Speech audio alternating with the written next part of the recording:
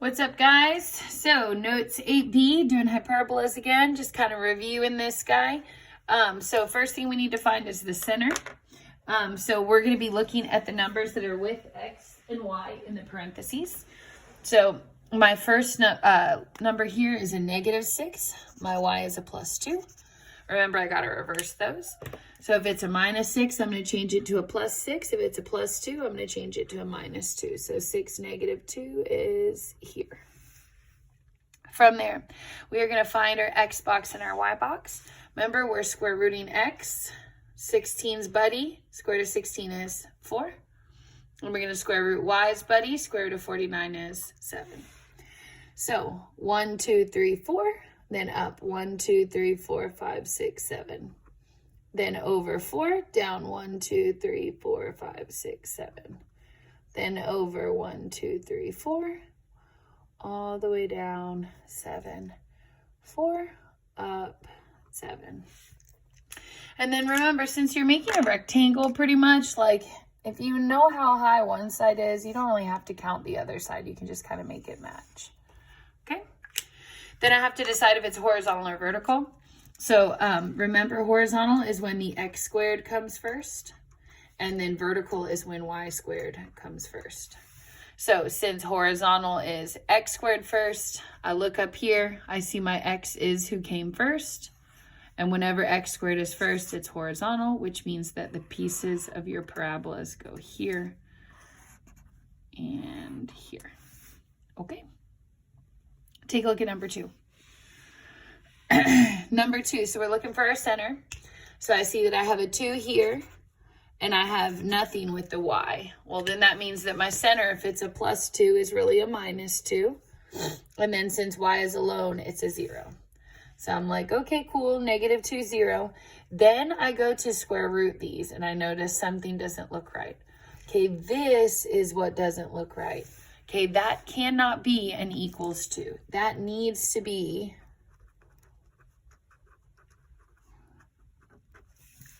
an equals 1. So in order for me to graph this, I'm going to have to fix it. So here's what I'm going to do. I'm going to divide by 2. And when I divide by 2 on this side, I have to divide by 2 on the other side. Now, when you divide, you're putting that 2 on the bottom. So if there's all... Hey, shh. Go turn it off. Good job. Sorry, my kid's reading timer just went off. Okay, so 2 times 8 now, that's going to be a 16. So I'm going to rewrite it here. So it was an 8, but now times the extra 2, it's a 16 minus y squared over. This was a 32, times that by 2, now it's a 64. And then 2 divided by 2 here is a 1. So now this is in a form that I can graph it. Versus before, I could find the center, but I couldn't actually graph it. Okay, so we're square rooting our x and our y. Square root of 16 gives me 4. Square root of 64 gives me 8. So that's a 4, that's an 8. So then I'm going to have to count over x, 1, 2, 3, 4, and then up 8. Then I'm going to count over 1, 2, 3, 4, and then up 8. Then I'm going to count over 4 and down 8, and then over 4 and down 8. Okay?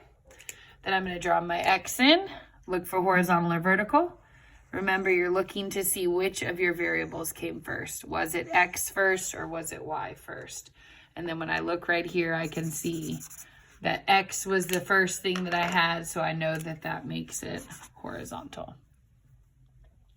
So then I'm going to draw my 2 pieces here and here. Okay? All right, 2 more left. Take a look at number 3.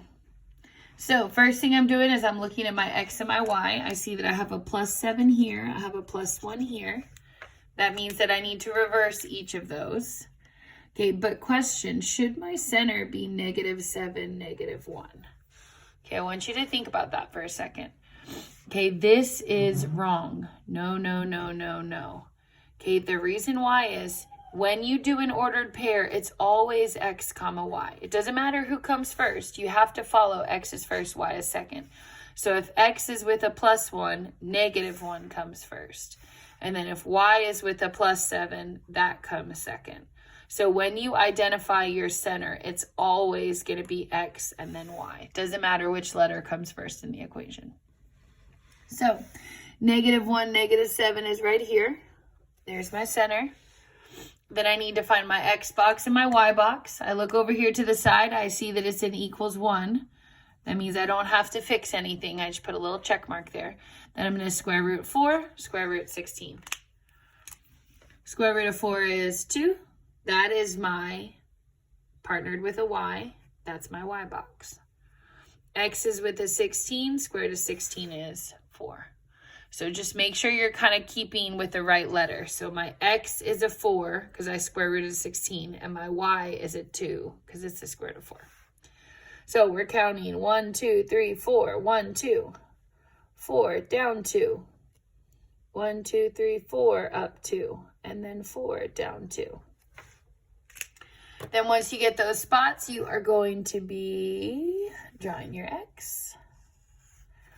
And then after you draw your x, I'm going to put in my 2 parabolas. Have to think about who came first. In this case, look at your first letter here. It was a y squared first. That means it's vertical. That means that your first one's going to be pointing up. Your second one's going to be pointing down. Okay, but remember, it has to kind of fit between that x. It cannot cross either one of these borders. Okay? All right, take a look at number 4. Where's my center? Okay, so I see that I have a -6 here. I have a +2 here. But remember that x has to come first. So if x is with a +2, that means that my center starts with a -2. -6 is my y, then I'm going to switch it to a +6. So -2, 6, bam, right there. That's my center. Then I go to look at these two guys. I could actually square root those, but this is a problem. No, no, no. Okay, can't do that. So I'm going to have to fix it. So I'm going to divide by 9, 9, 9. And remember, when you're dividing by 9, if there's already a number there, since they're both on bottom, you're just going to multiply those together. So I have y - 6 squared over, it was a 4, but now there's also a 9. 4 times 9, now that's a 36, minus x plus 2 squared. 9 was multiplied by the 1. 9 times 1 is a 9. And then over here, 9 divided by 9, that's just an =1. Okay, so now this is in the correct form that I can graph it.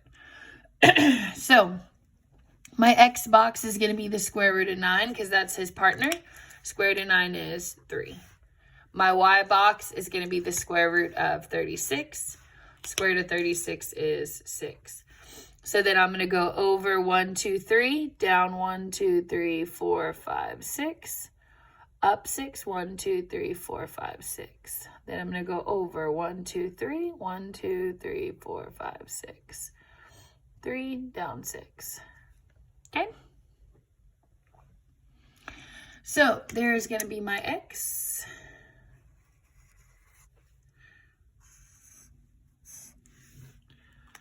Then I look to see who came first. I notice that my y squared stuff is the first thing that I see. That means it's vertical. So I'm going to go here and I'm going to go here. Okay. And remember, I can't cross this line. I can't cross that line. So that kind of affects how wide you're allowed to make your graphs. Okay. All right. Flip over to page 2 for me, please. All right, so we have 3 of these to do with complete the square. We did one of these yesterday just to kind of get you started on it. And what you will notice is that this question is the exact same as the one that we did in your notes. Okay, so I'm not going to work it again.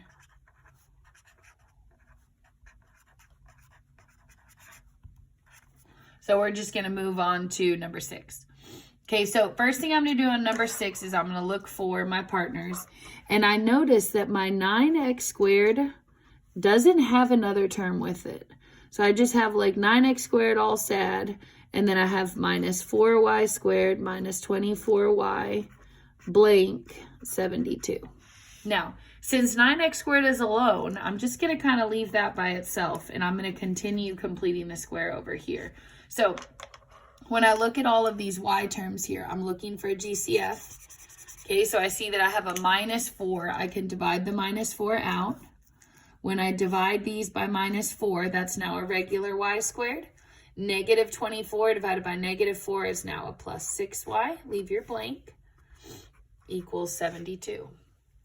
Okay, then 9x squared is just kind of chilling again by itself. Minus 4 stays in the front. I got to complete the square on that. That means I can only take one of the y's and then half of the 6's. So that's a y plus 3 squared.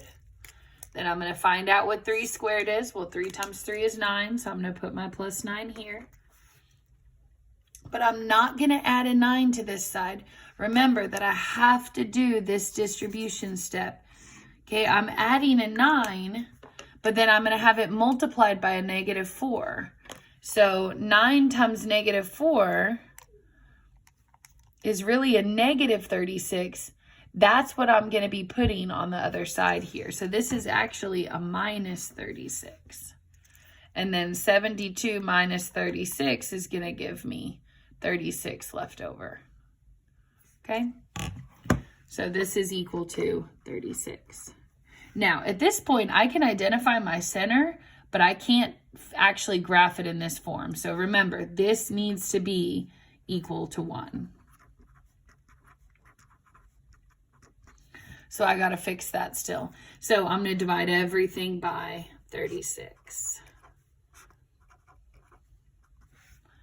Okay, so 36 divided by 36 is a 1. Perfect, just what we want. Then I see over here that both of these I'm going to have to reduce.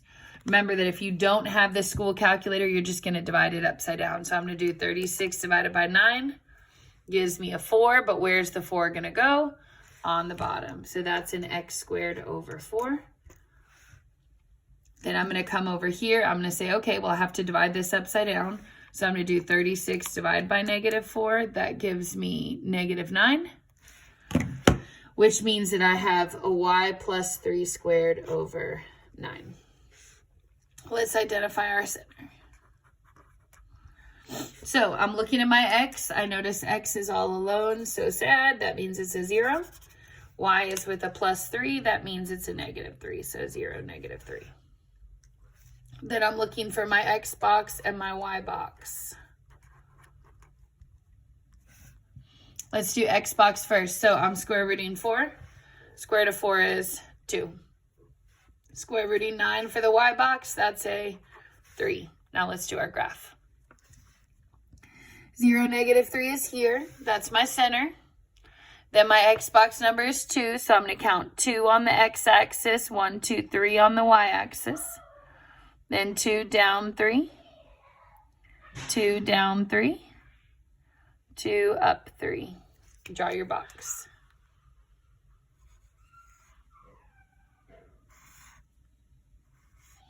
And then I look for which letter comes first. I see that my x squared comes first. Okay, and whenever x squared comes first, that means that this is going to be a horizontal hyperbola.